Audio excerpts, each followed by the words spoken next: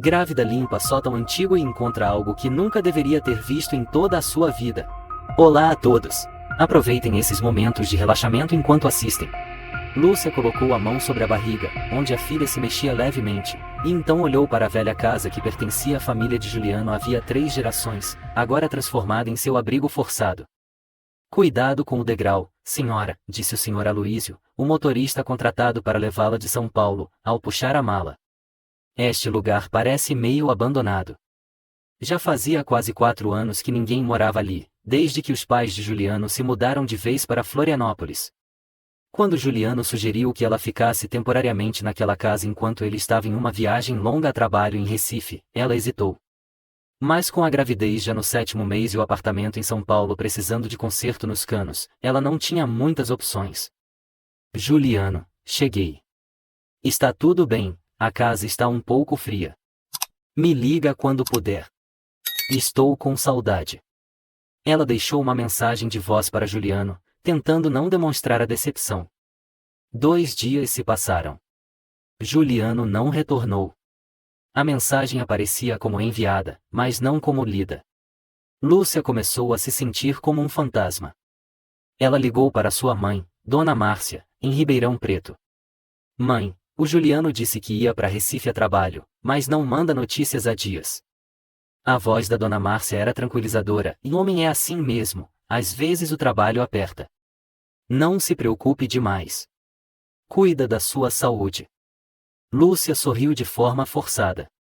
Não contou à mãe que a casa era gelada a ponto de congelar à noite, que o barulho nos canos a impedia de dormir, e que a geladeira estava quebrada, obrigando-a a usar uma caixa de isopor para conservar o leite. Uma semana depois, Lúcia foi ao posto de saúde local fazer o pré-natal. Ela mesma dirigiu o velho Renault da família do marido até a clínica Santa Helena, a 5 quilômetros de distância. Seu marido não veio com a senhora? Perguntou o jovem obstetra chamado Inácio, durante o ultrassom. Lúcia sorriu levemente. Ele está trabalhando em Recife. Já me acostumei a ir sozinha. Inácio olhou para a tela do ultrassom. Está tudo certo. O bebê está se desenvolvendo bem. Mas é importante manter o emocional equilibrado. Essa fase é muito sensível. Sim. Equilíbrio emocional. Ela quase riu. Como manter o emocional equilibrado quando se está sozinha numa casa estranha e o marido some sem dar notícia? Ao sair do consultório, ela cruzou com uma mulher de meia idade usando um casaco marrom e segurando um buquê de tulipas. Você é a Lúcia, certo? Perguntou a mulher. Lúcia piscou. Sim, desculpe, nós nos conhecemos? Sou a Eunice, vizinha da casa antiga em Itabira. Conheço Juliano desde pequeno. Minha avó foi empregada da dona Gertrudes, avó dele. Lúcia assentiu educadamente. Ah, prazer, senhora. Eu só estive por lá algumas vezes, por isso não lembro direito. Eunice olhou para a barriga dela. Parabéns.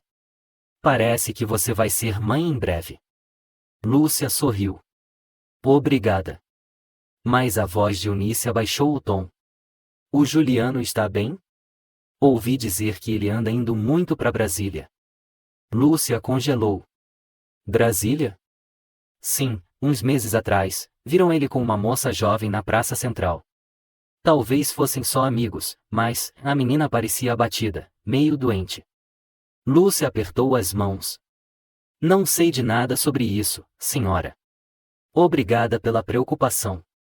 Ela virou-se, com o coração pesado. À noite, Lúcia foi para a cozinha preparar uma sopa de legumes. Nenhuma mensagem nova de Juliano no celular. Ela tentou ligar novamente. O número que você ligou está temporariamente indisponível. Ela mordeu os lábios. Uma dor aguda irradiou das costas até o baixo ventre. Sentou-se rapidamente, respirando fundo. Sem pensar, abriu o notebook. Passou por várias fotos antigas. Lembrou que tinha apagado todas as fotos do casamento com Juliano das redes sociais meses antes, por decisão pessoal, como ele havia dito. Agora aquilo parecia ridículo. O bebê na barriga mexeu de leve. Lúcia sussurrou, a gente não precisa de rede social, né, filha? Ela sorriu, mas os olhos já estavam marejados. Perto da meia-noite, deitada na cama dura com lençol fino, ela ouviu um barulho vindo do sótão. Sentou-se. Seria o vento? Um bicho? Ou alguém? Subiu devagar para o segundo andar, levando um bastão de madeira que a avó de Juliano usava para caminhar. A porta do sótão estava entreaberta. Um cheiro de poeira e metal tomou o ar. Lúcia ligou a lanterna do celular. Na luz fraca, o pó pairava como neblina. No canto esquerdo, sob um pano velho, havia uma caixa plástica grande com um rótulo desbotado, Juliano 2019. Lúcia se agachou, mãos trêmulas tirando a tampa. Dentro havia alguns aparelhos eletrônicos antigos, um HD externo preto, uma câmera veicular, alguns cabos, e um pendrive azul. Ela ficou pasma. Parecia algo escondido às pressas. O que é isso, Juliano? Sussurrou ela. No fundo da caixa havia um pacote de fotos dentro de um saco plástico. Ela não teve coragem de olhar. Com cuidado, Lúcia desceu com a caixa nos braços, o coração acelerado. O bebê deu um chute forte, como se pressentisse algo errado. Tá tudo bem, filha. A mamãe só quer saber a verdade. Ela olhou para o pendrive azul na mão. Sem rótulo, sem marcação. Só um pequeno risco na lateral. E se for só arquivo velho? Murmurou. Mas algo dentro dela respondeu, e ninguém esconde arquivos velhos no sótão empoeirado. Lúcia ligou o notebook. O aparelho tremeu levemente ao iniciar. Quando ela conectou o pendrive, apareceu uma única pasta, pessoal, a não abrir. Tentando me assustar, ela murmurou com desdém. Clicou para abrir. 3 subpastas apareceram. Vídeos do carro. Fotos Brasília. Áudios ocultos. Lúcia engoliu seco. Moveu o cursor até a primeira pasta. Apareceram vários arquivos MP4, nomeados por data. O mais recente, Canvid 20230210. Ela clicou. A tela ficou escura por alguns segundos, depois apareceu a imagem do interior de um carro pela câmera veicular. Juliano estava no banco do motorista, vestindo uma camisa branca, virando-se para a pessoa ao lado.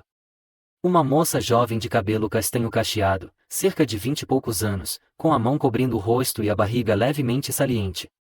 A voz dela tremia. Eu não consegui tirar. Fui até a clínica. Mas, eu não consegui. O bebê já está muito grande. Juliano fechou os olhos, claramente tentando se controlar. Clara, você precisa entender. Eu não posso deixar isso afetar minha vida. O que você quer? Eu já te dei dinheiro, não foi? Não é dinheiro. Clara chorava. Eu só queria que você reconhecesse, pelo menos, que o bebê também é seu. Pare de se iludir, disse Juliano friamente. Faça o que quiser. Mas nunca atrapalhe minha vida. A câmera tremeu quando foi empurrada. O vídeo terminou. Lúcia fechou o notebook e ficou sentada, imóvel, o coração batendo forte. Era como se o ar tivesse sumido dos pulmões. A garganta seca, sem conseguir dizer uma palavra. Clara, repetiu ela. Esse nome era familiar. Muito familiar. Vasculhou a memória, então congelou. Clara Rodrigues, estagiária do último ano de jornalismo, havia trabalhado na empresa de Juliano cerca de um ano antes. Teve um dia em que Clara apareceu na casa deles, debaixo da chuva, tocando a campainha com os olhos inchados. Lúcia perguntou a Juliano, e ele apenas respondeu, aquela menina tem problemas.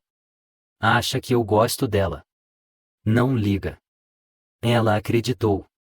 Ficou em silêncio. Lúcia segurou a cabeça. O bebê mexeu forte de novo, fazendo-a perder o fôlego. À tarde, ela foi até a casa de Dona Eunice, a vizinha idosa, para pedir uma chaleira emprestada e perguntar sobre um eletricista.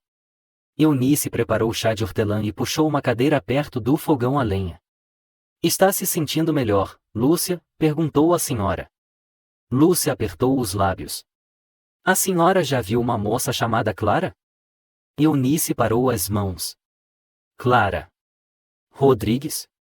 Aquela menininha que usava suéter vermelho? Talvez. Lúcia sussurrou. Ela já veio aqui? Veio sim. Eunice franziu a testa. Numa tarde chuvosa, quase um ano atrás. Ficou debaixo da varanda por horas.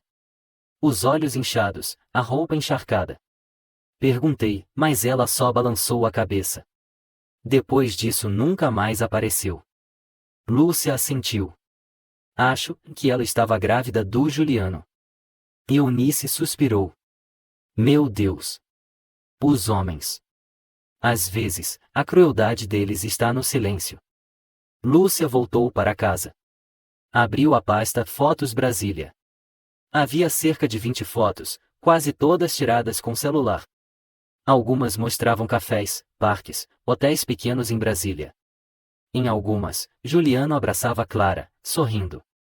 Em outras, Clara estava de frente ao espelho, com a mão na barriga. Nenhuma selfie. Alguém havia tirado as fotos para eles. Juliano não se perdeu por acaso, ele viveu 2 vidas durante um ano inteiro e Lúcia não percebeu nada. Ela começou a chorar, cobrindo a boca. O bebê se mexia de novo. A dor e a raiva se misturavam. Ela sentia nojo de si mesma por ter acreditado, por ter defendido Juliano diante dos olhares de desconfiança. Pegou o celular e ligou. Dessa vez, Juliano atendeu. Lúcia, a voz dele soava cansada, como se estivesse num lugar barulhento. Onde você está? Ela perguntou, tentando se controlar. Em Recife. Aconteceu algo? Você está bem? Você lembra da Clara? A voz dela endureceu. Silêncio por alguns segundos. Já falei, ela é desequilibrada. Eu vi o vídeo, ela interrompeu. Câmera do carro. Dia 10 de fevereiro. No carro. Ela chorando. Barriga de grávida. Você dizendo faça o que quiser, mas não atrapalhe minha vida. Ponto. Juliano ficou mais tempo em silêncio. Depois riu, com desprezo. Você está mexendo nas minhas coisas? Sabe o que está fazendo, Lúcia? Estou procurando a verdade, ela murmurou. O que você fez com ela? Não tenho nada a dizer, disse ele com aspereza. Desliga isso. Para de se meter onde não deve. Ela ainda está viva? Lúcia perguntou, com lágrimas caindo pelo rosto. Tu. Ele desligou. Naquela noite, Lúcia ficou sentada à mesa de jantar, no escuro, com a única luz vinda da lanterna. A lâmpada do teto havia pifado. Ela tentou tomar um copo de leite, mas não conseguiu engolir. O telefone tocou. Uma mensagem de um número desconhecido. Esse vídeo não vai te salvar. Cuidado. Lúcia estremeceu. Apertou o celular com tanta força que os dedos ficaram brancos. O bebê em sua barriga se mexeu de leve, como reagindo ao medo que tomava o corpo da mãe. Ela murmurou para si mesma. Não. Eu preciso manter a calma. Pelo meu filho. Eu não vou deixar ninguém nos machucar. Levantou-se, pegou o HD externo da caixa e conectou ao notebook. Começou a fazer backup de todos os dados, vídeos, fotos, áudios em vários dispositivos. Uma cópia foi enviada para a nuvem, outra para um e-mail alternativo, outra gravada em um novo pendrive. Cada ação foi feita com cuidado, repetida como um ritual de sobrevivência. Ela já não era mais a esposa passiva. Estava começando a lutar. A barriga de Lúcia estava cada vez mais pesada, e cada passo agora deixava seu corpo exausto. Mas, por dentro, o que a sufocava não era o peso da gravidez, e sim uma verdade que crescia como uma bomba. Juliano a havia traído de forma mais cruel do que ela jamais imaginou. Na manhã seguinte, ela abriu a pasta áudios ocultos no pendrive. Ela nunca soube que Juliano tinha o hábito de gravar conversas. Mas cada arquivo ali estava nomeado com precisão: Clara Janeiro, ligação pós-clínica, ameaça Clara final.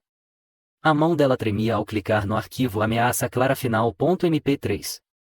A voz de Juliano surgiu, fria e clara. Eu já deixei bem claro, Clara. Se você ligar mais uma vez pro meu escritório, eu vou chamar a polícia. Entendeu? Você não tem nenhuma prova. Não ache que esse bebê vai ser seu bilhete para destruir a minha carreira. Então veio a voz de Clara, soluçando. Eu não quero nada. Só queria que você reconhecesse, pelo menos uma vez. O bebê vai nascer logo. Eu não consigo mais aguentar sozinha. Juliano soltou um riso seco. Então aguente. Não tente pagar de mártir. Você acha que alguém se importa? Lúcia desligou o áudio. Seu corpo inteiro estava arrepiado. Caiu sentada no chão, as lágrimas escorrendo pelo rosto. O homem que um dia sussurrou em seu ouvido, na noite de núpcias, que a protegeria até o fim, agora dizia palavras cruéis a uma mulher grávida. Ela apertou os punhos, e sem querer olhou para a imagem da ultrassonografia presa na porta da geladeira, o rostinho ainda indefinido da sua filha, mas já claramente vivo. Sussurrou. Filha, e me perdoa. Eu escolhi o homem errado. Naquela tarde, ela decidiu ligar para Juliano. Não em busca de consolo, mas para confrontá-lo. O telefone chamou. Ele atendeu. Lúcia. A voz dele estava cansada, um pouco irritada. O que foi agora? Ela falou devagar. Sabe o que eu encontrei? Silêncio. Vídeo. Da câmera do carro. 10 de fevereiro. Você no volante. Clara ao lado, barriga visível. Ela disse, e não consigo fazer o aborto. Você respondeu, tanto faz. Mas não estrague a minha vida. Juliano continuou em silêncio. Lúcia prosseguiu. Gravações de ameaça. Fotos em Brasília. Você abraçando ela. Você tinha uma família paralela, não é? Por fim, Juliano falou, num sussurro. Você não devia ter aberto aquele pendrive. Lúcia deu um riso amargo. Eu não devia ter acreditado em você desde o começo. Isso é passado. Não tem importância nenhuma. Sem importância? Ela gritou. Uma mulher grávida do seu filho, implorando reconhecimento, e você a descartou como se fosse sujeira? Lúcia. Você está grávida. E está instável. Eu sugiro que você pare antes que piore. Ela ficou em silêncio. Então, fria, disse. E se eu enviar esses arquivos para um advogado? Para a imprensa? Juliano desligou. Naquela noite, o vento assobiava lá fora, fazendo a janela vibrar. Lúcia não conseguiu dormir. Sentou-se na sala, a luz amarelada do abajur projetando sombras trêmulas nas paredes. Abriu o celular e, pela primeira vez em dias, havia uma mensagem do número de Juliano. O que você acha que tem nas mãos? Não brinque com fogo estando grávida. Ela leu a mensagem várias vezes, o peito apertado. As palavras "não brinque com fogo" a fizeram estremecer. Ligou imediatamente para a única pessoa em quem confiava além da mãe, em Érica, sua amiga da faculdade, agora advogada em São Paulo. Lúcia. Tá ligando tarde. Aconteceu alguma coisa? Lúcia contou tudo. O vídeo. O áudio.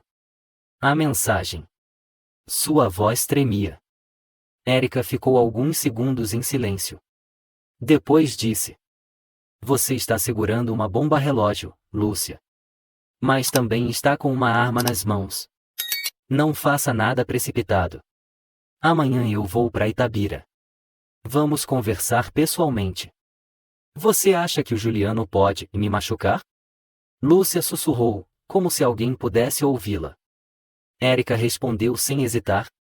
Homens como ele, quando encurralados, são imprevisíveis. Faça 3 cópias dos arquivos. Uma com alguém de confiança. Uma me envia por e-mail. E uma com você.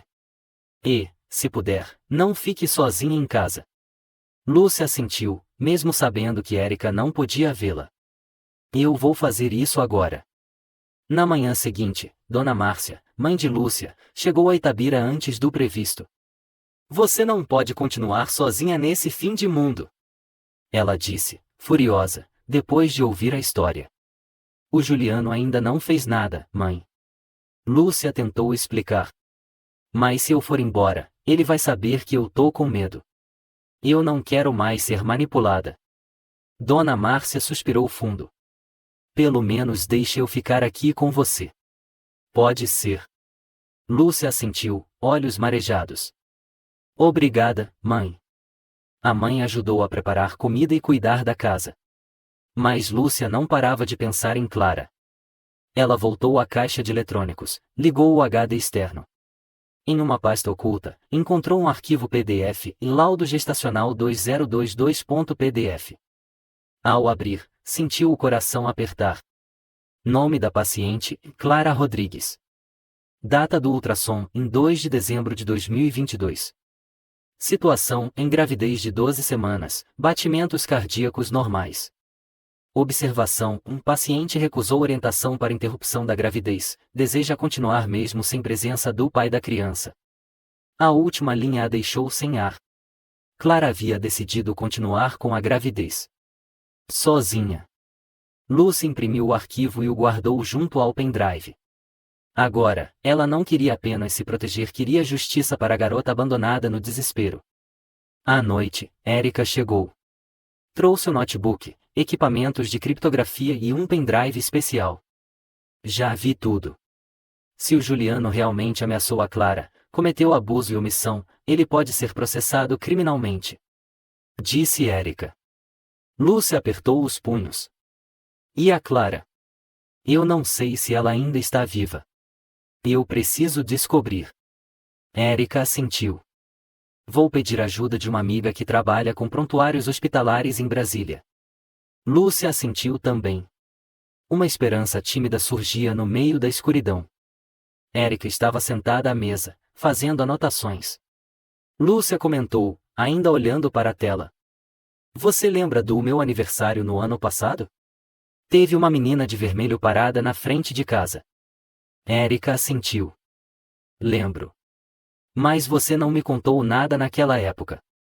Lúcia riu com amargura. Porque eu acreditava no Juliano.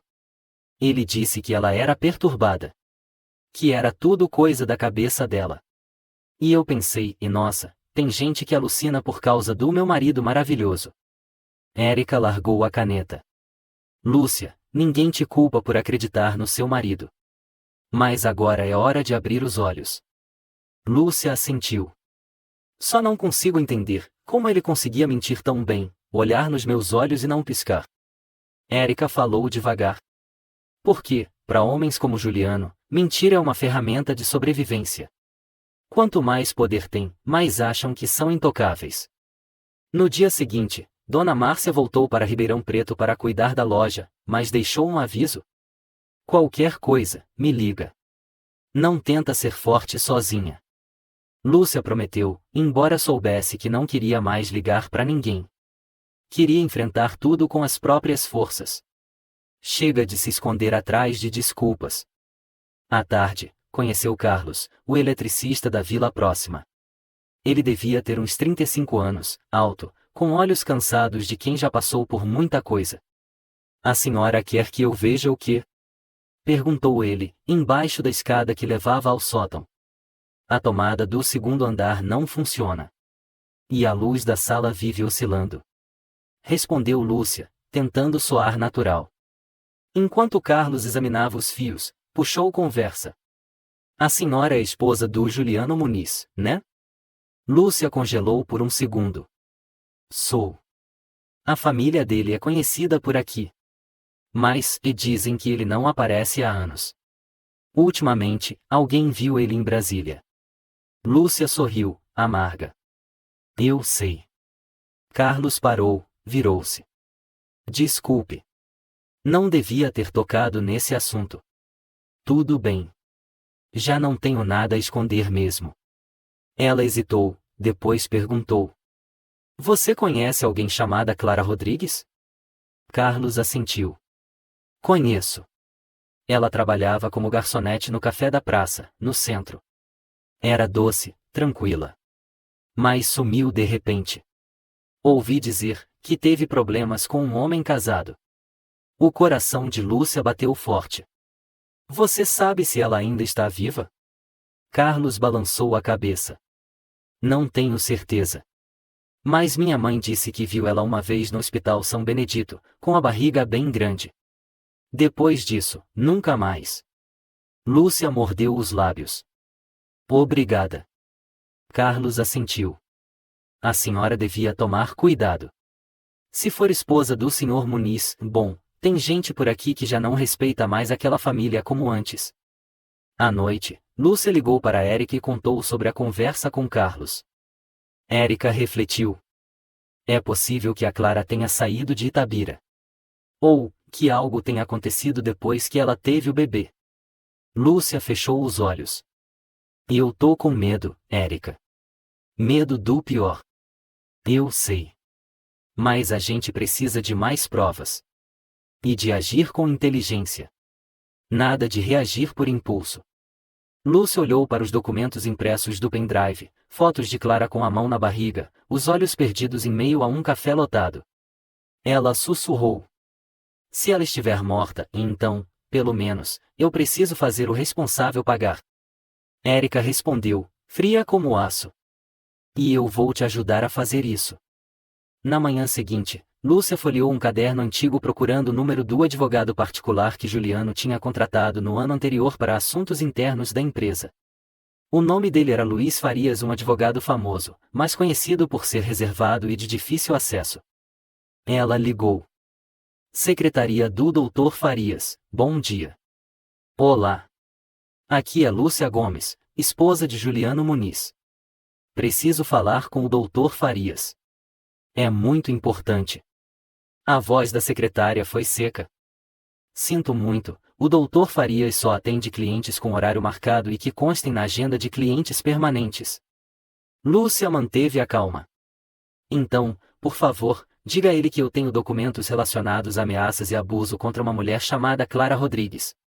E se ele não quiser ver o próprio nome citado num relatório de investigação interna, é melhor me retornar. Alguns segundos de silêncio. Certo. Eu transmitirei o recado. Lúcia desligou, sentindo o peito gelado. Já não era mais uma esposa frágil chorando no escuro. Estava, passo a passo, arrancando o véu que Juliano colocará diante dos seus olhos durante anos. Naquela noite, ela decidiu ligar novamente para Juliano não para suplicar, nem para ouvir explicações. Ela precisava de uma resposta. Uma confissão. Ou pelo menos, um sinal claro de que o homem com quem dividir a vida já estava morto por dentro. Depois de 3 toques, ele atendeu. Lúcia, disse ele, calmo, quase cansado. Você tá me ligando de novo pra quê? Já conversamos. Não, ela respondeu seca. Você falou. Eu só ouvi. Agora é a minha vez de falar. Silêncio. Eu sei tudo sobre a Clara. Sobre o carro, sobre a câmera, sobre os áudios. Sei que você usou palavras para ameaçar e descartar uma mulher grávida. E sei mais, sei que você tentou esconder tudo isso criando a imagem de uma mulher instável. Juliano respirou fundo. Lúcia. Eu não quero escândalos. Aquela garota era desequilibrada. Você não sabe de tudo. Não. Ela apertou a voz. Ela ficou debaixo da chuva, tremendo, na porta da nossa casa. Eu vi. E fui burro o suficiente para acreditar em você, acreditar que ela era louca. Ela ameaçou me processar. Eu tive que agir. Lúcia conteve a respiração. Você obrigou ela a fazer aborto? Juliano suspirou fundo, perdendo o controle pela primeira vez. Eu não obriguei ninguém. Só deixei claro os limites. Eu não queria ver minha vida desmoronar por causa de um erro estúpido. Você acha que eu queria isso? Não, Juliano, a voz dela era firme. Você nunca viu isso como erro. Você viu como incômodo. Você tratou uma vida como um peso. E teve coragem de destruir uma mulher só para proteger a própria imagem.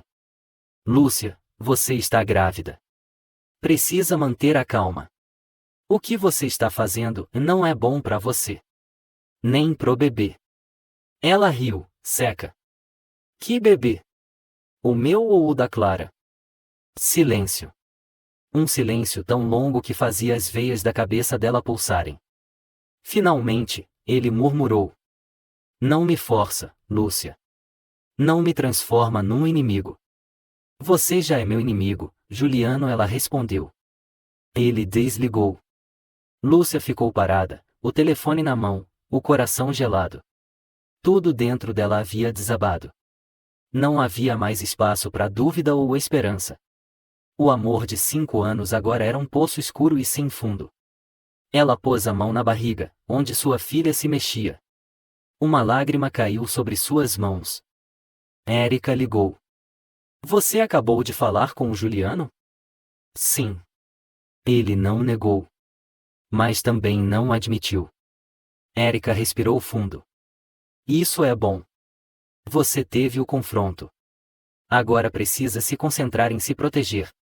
Eu tô exausta, murmurou Lúcia. Sua mãe ainda está aí? Não. Ela voltou para Ribeirão Preto ontem. A voz de Érica ficou séria. Lúcia, você não devia ficar sozinha. Pelo menos vá dormir na casa da vizinha por uns dias. Lúcia balançou a cabeça, mesmo sabendo que Érica não podia vê-la. Eu vou ficar bem. No dia seguinte, Carlos voltou para terminar o conserto da parte elétrica do segundo andar. Enquanto verificava o disjuntor, perguntou. Tá tudo bem? Parece que a senhora não dorme há dias. Lúcia forçou um sorriso. Obrigada pela preocupação. Eu só tenho muitas coisas para resolver. Carlos hesitou. Sei que não é da minha conta, mas, se precisar de ajuda, posso chamar minha irmã.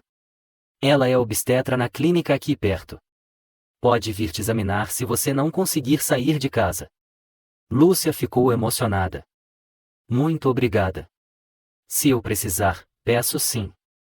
Carlos assentiu, apertando os parafusos do quadro de luz, e murmurou. Esse bebê vai precisar de uma mãe forte.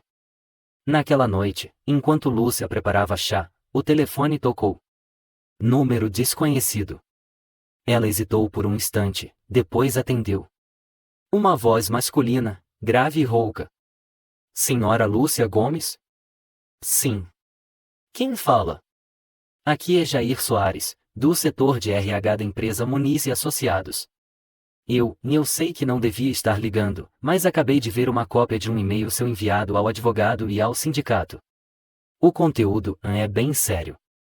Lúcia endireitou-se. Sim. Tenho provas de ameaças e manipulações feitas pelo meu marido. Jair falou em voz baixa. Eu sei. Vi a Clara Rodrigues algumas vezes. Ela foi até a empresa tentando falar com o Juliano. Depois, ouvi dizer que ela foi proibida de entrar. Mas me lembro dos olhos dela, estavam cheios de dor. Lúcia ficou em silêncio. Ela não era louca, senhora. A gente sabia. Só que ninguém teve coragem de falar. Se a senhora precisar de uma testemunha, estou à disposição. Obrigada, Jair. Lúcia respondeu com a voz embargada. Ele hesitou. A senhora sabe se a Clara ainda está viva? Lúcia apertou os punhos. Ainda não. Mas eu vou descobrir. Naquela noite, Lúcia escreveu um e-mail para a advogada Érica e para Jair, anexando todos os dados. No final, acrescentou uma nota. Se eu desaparecer ou não responder dentro de 24 horas, por favor, enviem esses arquivos à imprensa e à polícia. Ela clicou em enviar. A sensação era de ter deixado um testamento. Sentada na cama, com a mão na barriga, ela murmurou. Filha, aconteça o que acontecer, você precisa saber, a mamãe fez de tudo para te proteger. A barriga se mexeu, um movimento conhecido. Mas então veio uma dor forte, como uma fisgada que começou no quadril e desceu até o baixo ventre. Lúcia segurou a barriga, a boca entreaberta, sem conseguir falar. Sentiu algo úmido escorrer pelas pernas. Bolsa estourada. Não pode ser, ela sussurrou. Pegou o celular, a mão trêmula, e discou. Carlos, me ajuda, minha bolsa rompeu, eu não consigo respirar. Menos de 5 minutos depois, batidas urgentes na porta. Carlos entrou, a ergueu nos braços e gritou. Calma. Vamos pro hospital agora. Lúcia viu, entre flashes de dor, as luzes da rua passando pela janela do carro, o som distante da sirene. Seu coração batia descompassado. Pensou em Clara. No bebê que talvez nunca tivesse nascido. E sussurrou: por favor, não deixe eu perder minha filha. O quarto do Hospital São Gabriel estava impregnado de cheiro de antisséptico. Lúcia permanecia deitada, as mãos sobre a barriga. A dor havia passado. O médico informou que ela teve apenas um rompimento leve da bolsa e que não seria necessário parto prematuro, mas que ela precisava ficar internada em observação por pelo menos uma semana. Érica chegou à tarde, carregando uma pasta e com o rosto fechado. Sem cumprimentos, sentou-se ao lado da cama e abriu o notebook. Me desculpa. Eu devia ter vindo antes. Lúcia balançou levemente a cabeça, olhando pela janela.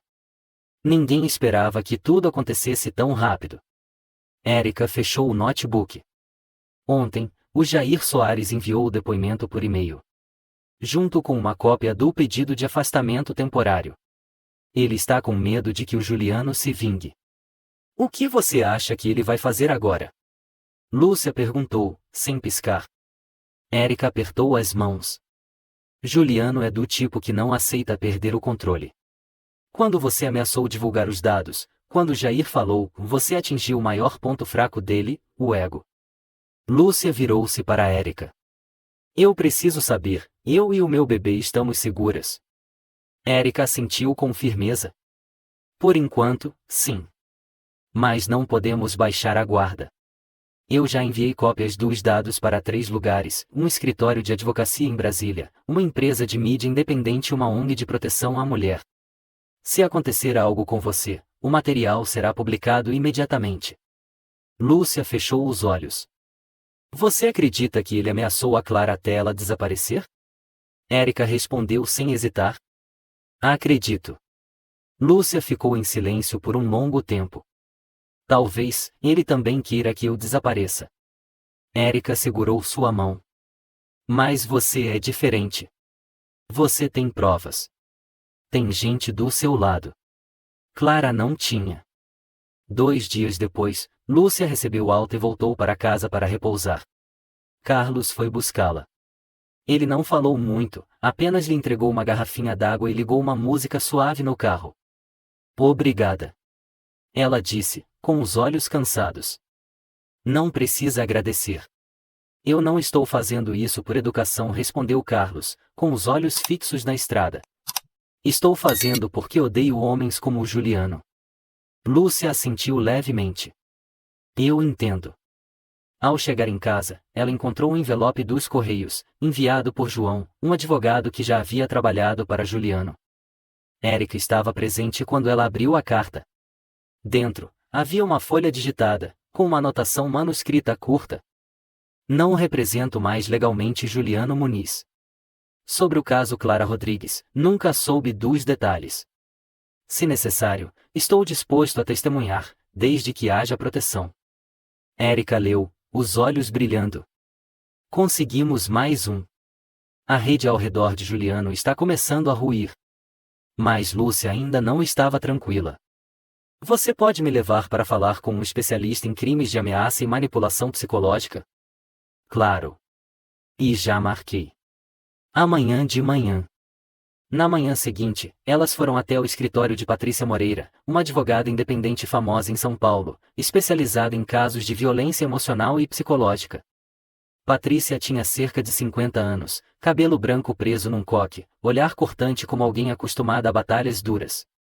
Depois de ouvir todo o relato de Lúcia, Patrícia ficou um tempo em silêncio, depois assentiu. Você está lidando com um homem perigoso. Não porque ele usa a força, mas porque usa a reputação e o poder para apagar tudo que o ameaça. Érica interveio. Ele já fez isso com a Clara. Patrícia olhou para Lúcia. Preciso te fazer 2 perguntas. Uma, você quer levar isso à justiça, sabendo que enfrentará inimigos ocultos? 2, você está preparada para ter sua vida e a do seu filho expostas na mídia, caso tudo se torne público? Lúcia suspirou. Já perdi tudo. O que mais poderia perder? Patrícia assentiu. Ótimo. Então vamos começar com um pedido formal à Secretaria Nacional da Mulher, solicitando investigação contra Juliano por ameaça, coação ao aborto e conduta antiética no ambiente de trabalho. Também enviaremos uma solicitação para que a empresa dele inicie uma apuração interna. Érica complementou. E a imprensa será informada? Patrícia balançou a cabeça. Ainda não. Esperaremos até a fase de verificação. Quando houver confirmação, colaboraremos com um veículo de imprensa confiável. Lúcia apertou os lábios. Quero escrever uma declaração. Em nome da Clara. Érica se espantou. Como assim? Lúcia encarou firme. Quero narrar o que sei. O que vi. Vou contar a história da Clara como se fosse ela. Se ela realmente morreu, ao menos sua voz será ouvida. À noite, no mesmo quarto antes frio e sufocante, Lúcia abriu o notebook e começou a digitar. Meu nome é Clara Rodrigues. Tenho 23 anos. Um dia, me apaixonei por um homem 12 anos mais velho. Achei que ele fosse bom. Quando engravidei, ele me disse, tanto faz. Mas não atrapalhe a minha vida. Escolhi manter meu bebê sozinha. Eu não queria ser mãe solteira, mas não conseguia pagar uma vida. Fui procurá-lo. Ele me chamou de desequilibrada. Me fez desaparecer de todos os lugares que um dia frequentei. Mas ainda estou viva na memória de quem não se calou. Lúcia salvou o arquivo e deu o nome. A última voz de Clara.docx. Enviou uma cópia para Eric e imprimiu uma versão que colou na parede do quarto, bem à vista, para que a visse todas as manhãs ao acordar. Érica ligou depois, a voz emocionada. Lúcia, se a Clara realmente não estiver mais viva, você acabou de fazer algo maior do que qualquer processo. Você deu vida a ela de novo. Lúcia sussurrou. Eu não quero que minha filha cresça num mundo onde tudo isso é silenciado. Érica segurou o choro. E ela não vai. Eu prometo. Uma semana se passou desde que Lúcia protocolou a denúncia. Foi pouco tempo, mas cada minuto parecia uma eternidade. Ela vivia entre a esperança e o medo constante de que Juliano estivesse à espreita. As mensagens ameaçadoras cessaram. O telefone, agora, estava silencioso demais. Não é porque ele parou, Érica disse durante uma videochamada. É porque ele está preparando algo maior. Lúcia passou a evitar sair de casa, mantinha todas as janelas fechadas, trancava a porta 2 vezes. Instalou câmeras pequenas na sala e na cozinha, seguindo a orientação de Érica. Carlos ajudou na instalação, sem fazer muitas perguntas, mas com um olhar preocupado. Você devia chamar a polícia, disse ele. Isso já passou dos limites. Lúcia assentiu, mas sabia no fundo que, sem provas claras, Juliano poderia virar o jogo como fez com Clara. Ele tinha dinheiro, conexões, advogados, gente infiltrada na própria empresa. Ela, não. Só tinha a verdade. E a barriga de 33 semanas que crescia mais a cada dia. Naquela noite, enquanto relia o depoimento escrito como Clara, o telefone de Lúcia tocou. Número desconhecido. Ela hesitou por alguns segundos, depois atendeu. Uma voz masculina conhecida, fria e distante. Olá, Lúcia. Ela prendeu a respiração. Juliano. Você escreve bem. Eu li. Ele riu de forma seca. Acha que está escrevendo um romance? Não me ligue mais. Você sabe, nunca gostei de ser ameaçado. E agora você tá brincando de terrorismo psicológico. Engraçado, a minha esposa querendo destruir minha vida. Lúcia tentou manter a calma. Eu não tô destruindo nada. Foi você quem fez isso. Eu só estou reagindo. Você está grávida. Meu conselho, escolha a paz. Não leve isso longe demais. Ela apertou o telefone com força. Você tá me ameaçando? Não. Só lembrando, onde há fogo e palha, há incêndio. Eu não tenho mais medo de você, Juliano. Um suspiro longo. Depois silêncio. E então, tudo. Lúcia tremia. Desligou, tirou a bateria e largou o telefone na mesa como se tivesse acabado de explodir. Virou-se para a parede, onde o texto A Última Voz de Clara estava colado bem no centro. Você tinha razão, ela disse em voz baixa. Ele não é só cruel. Ele é perigoso. Mais ou menos uma hora depois, já de madrugada, Lúcia estava deitada lendo quando ouviu o barulho de uma moto parando diante do portão. Algo bateu na porta de madeira, não com força, mas o suficiente para assustá-la. Ela se levantou, foi até a sala. A porta seguia trancada, mas sobre o tapete, alguém havia empurrado um envelope vermelho por debaixo. Lúcia o pegou com a mão gelada. Dentro, havia apenas um bilhete curto. Eu já te avisei. Mas se você gosta de ser lembrada, então aguente. Sem assinatura. Sem data. Sem ameaça explícita. Mas também, não precisava. Ela deixou o papel cair no chão. O bebê em sua barriga deu um forte chute, e então se virou. Uma contração atravessou seu abdômen, fazendo Lúcia cair de joelhos. Ela tentou se acalmar, respirou fundo. Mas a dor aumentava. Do umbigo até o quadril.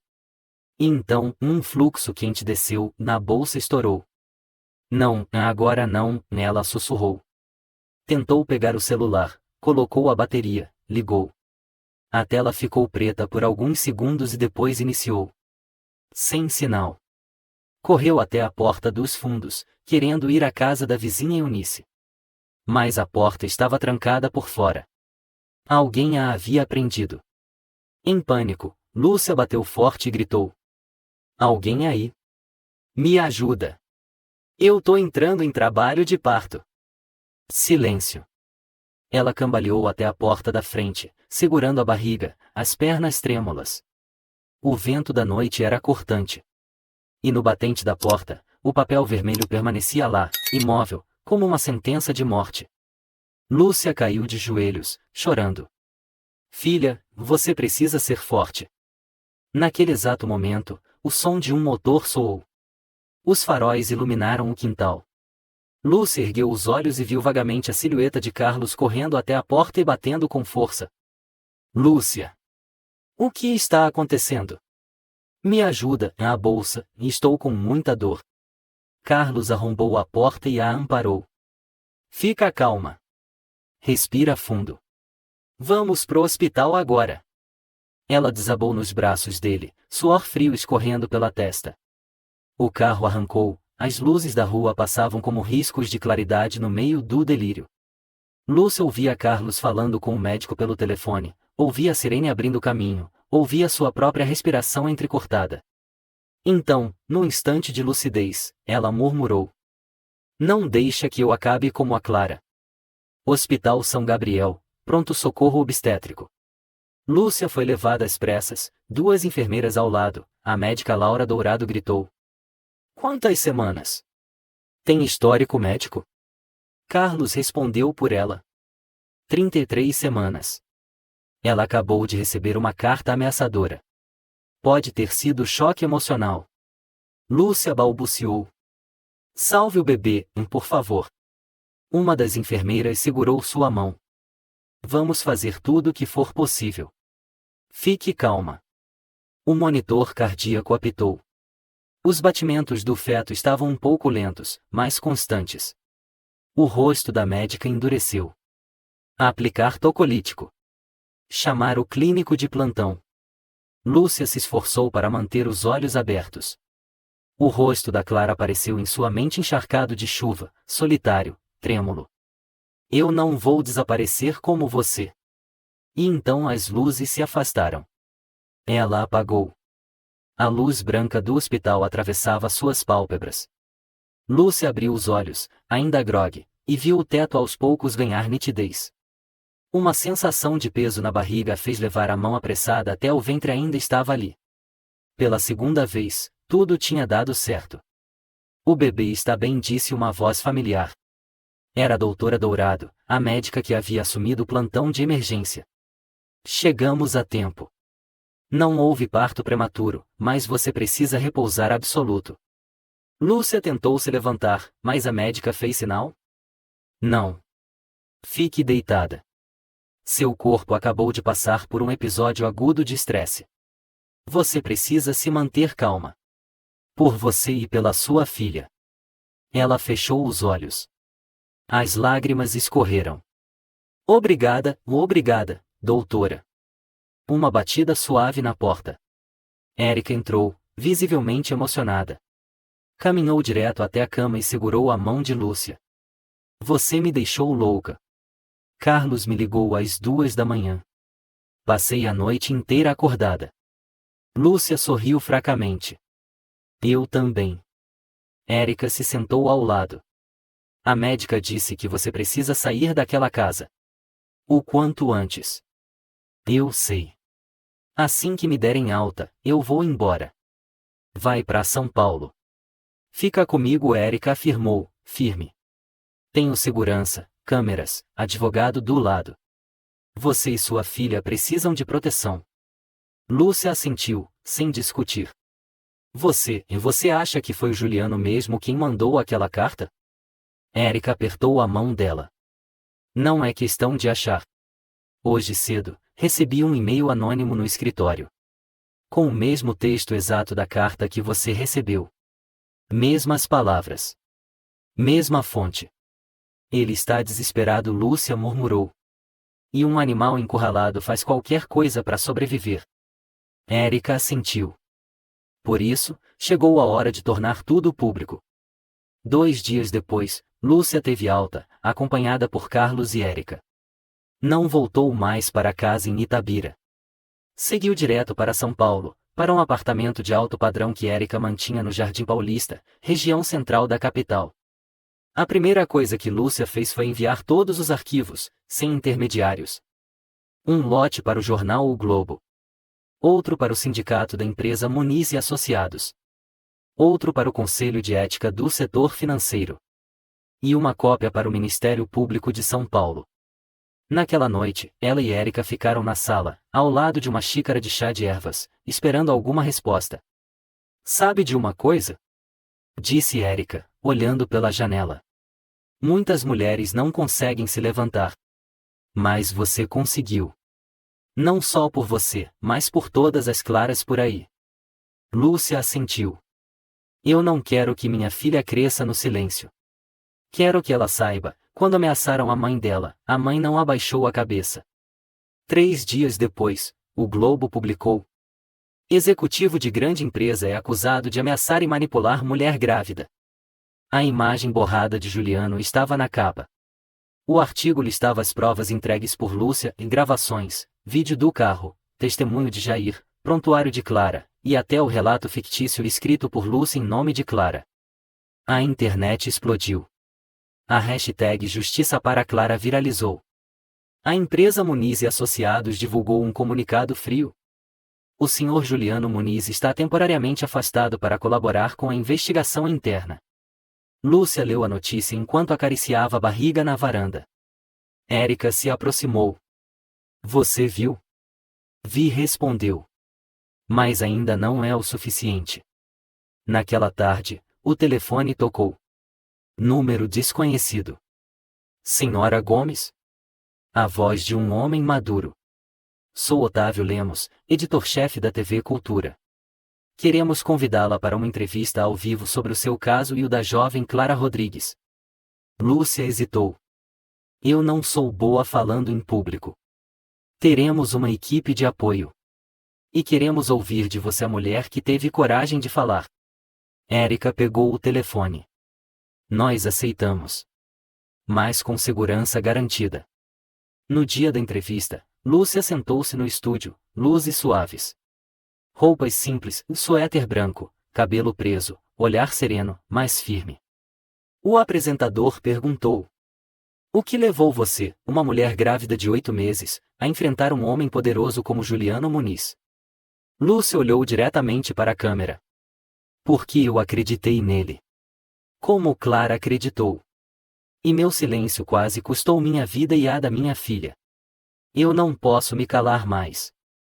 O que pensa sobre Clara? Ela foi mais corajosa que todos nós. Mesmo rejeitada, ela manteve a vida. Escrevi sobre ela porque tenho medo que sua história desapareça como ela mesma desapareceu. O apresentador fez uma pausa. E o que você deseja que aconteça com Juliano Muniz? Lúcia respirou fundo. Não quero vê-lo na prisão.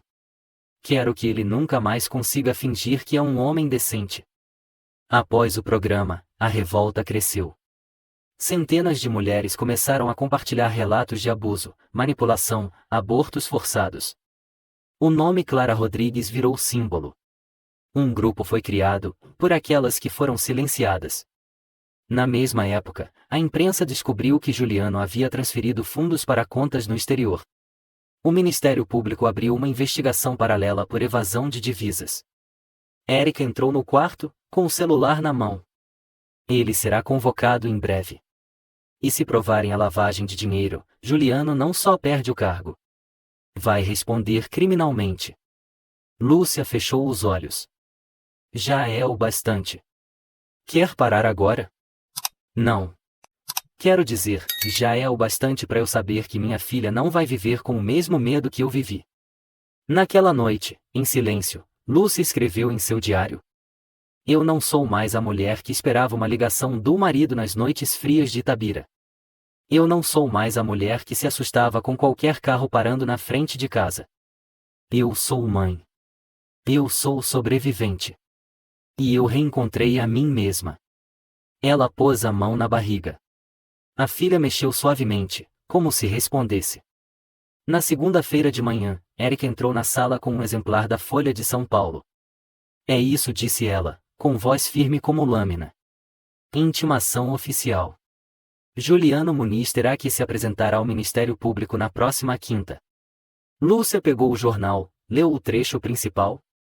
Segundo fontes independentes, Juliano Muniz, ex-diretor executivo da Muniz e Associados, está sendo investigado por graves violações éticas, ameaça a testemunhas, manipulação emocional de mulheres no ambiente de trabalho e envolvimento em coação para aborto ilegal. O Ministério Público de São Paulo abriu investigação formal. Abaixo, uma foto de Juliano de terno, saindo de um carro com o rosto desviado. Nada da autoconfiança de antes. Nada do homem todo-poderoso que já foi.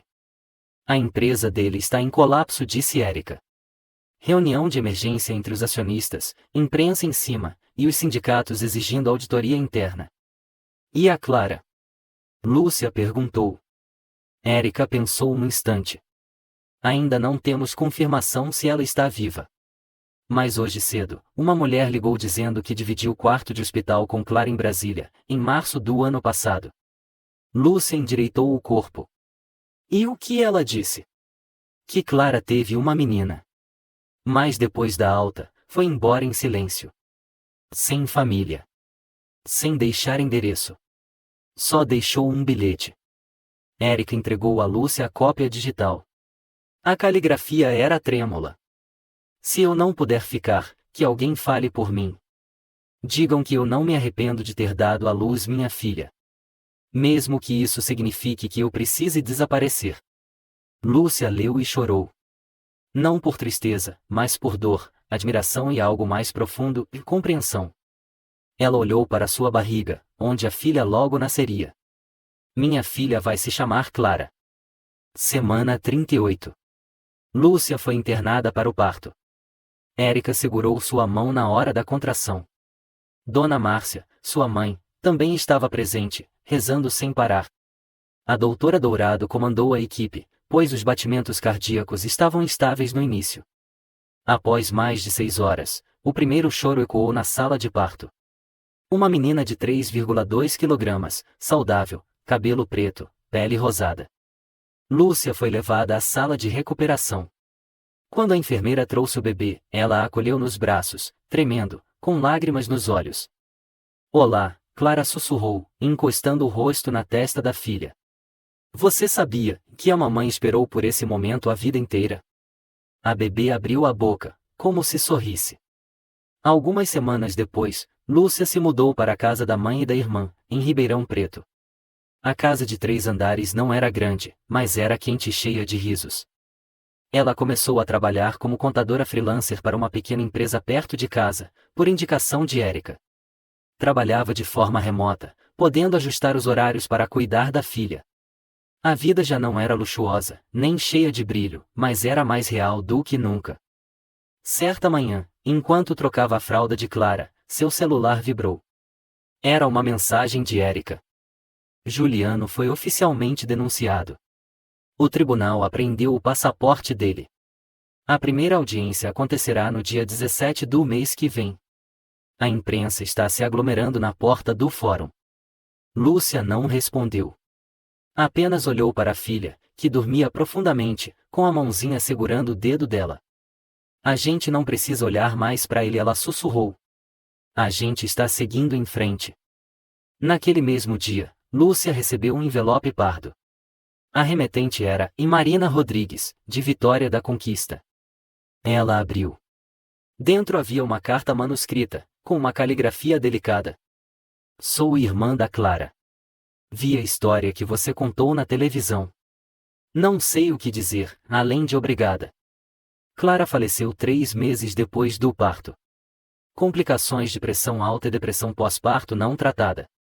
Ela não quis que avisassem ninguém. Mas graças a você, minha irmã foi ouvida. A Clara não foi esquecida. Por favor, aceite a gratidão de uma irmã que não conseguiu proteger a própria irmã. Lúcia fechou a carta. Ficou sentada em silêncio por muito tempo. Depois chorou. Não por tristeza, mas porque sabia que a justiça tinha chegado exatamente onde precisava. Ela pegou uma foto da filha e a colocou ao lado da carta. Você recebeu o nome da mulher mais corajosa que a mamãe já conheceu, disse. E eu prometo que vou te contar tudo sobre ela. Não como uma vítima, mas como uma heroína. No mês seguinte, Lúcia recebeu um convite da Associação Nacional de Mulheres Brasileiras. Ela havia sido escolhida como rosto da campanha Chega de Silêncio, que pressionava por leis mais duras contra ameaças e manipulação em relações abusivas. Ela subiu ao palco com a filha de 6 meses no colo, diante de centenas de pessoas. No dia em que descobri que meu marido não era quem eu pensava, ela começou, eu achei que tinha perdido tudo. Mas depois percebi que se eu não fizesse nada, a próxima poderia ser minha filha. E eu não podia deixar isso acontecer. Aplausos ecoaram, longos, como um agradecimento de milhares de mulheres anônimas. Alguns meses depois, Juliano Muniz foi condenado a 5 anos de prisão em regime aberto, perdeu todos os cargos que ocupava na empresa e foi obrigado a indenizar a família de Clara Rodrigues por danos morais. Parte dos seus bens foi bloqueada por descumprimento de obrigações legais. Ninguém mais o viu em público. Aos olhos da sociedade, ele era agora um homem desmascarado, desprezado, sem lugar no alto escalão. Érica leu a sentença no celular e se virou para Lúcia. Não é tão pesado quanto eu queria. Mas é o suficiente para ele não levantar a cabeça nunca mais. Lúcia assentiu. Eu não preciso que ele sofra. Só preciso que ele nunca mais faça isso com ninguém. Numa noite de outono, a pequena Clara brincava com blocos coloridos perto da janela. Lúcia escrevia em seu diário. Na página, a data marcava 1 ano desde que deixou Itabira. Um dia eu achei que não conseguiria viver sem ele. Achei que bastava me calar, e tudo passaria. Mas eu estava errada. Silêncio é permissão. Perdão é libertação. E escolher levantar é a primeira vez que vivi de verdade. Ela pousou a caneta. A pequena Clara cambaleou a tela e caiu nos braços da mãe. Lúcia a abraçou, encostando os lábios nos cabelos da filha e sussurrou. A gente sobreviveu. E daqui em diante, a gente vai viver. O silêncio diante da injustiça é conivência com quem machuca. A história de Lúcia nos lembra que, mesmo nas situações mais frágeis como a gravidez ou a traição, uma pessoa ainda pode reencontrar sua força e autonomia. Ter coragem de encarar a verdade, de falar por si mesmo e pelos mais vulneráveis, é o maior ato de resistência. A justiça nem sempre chega rápido. Mas se houver persistência, ela aparece e os agressores não terão mais onde se esconder. Se você gostou desta história, convidamos você a dar um like e se inscrever em nosso canal. Seu apoio nos motiva a continuar trazendo histórias comoventes quase todos os dias. Estamos muito agradecidos pelo seu apoio. Até breve!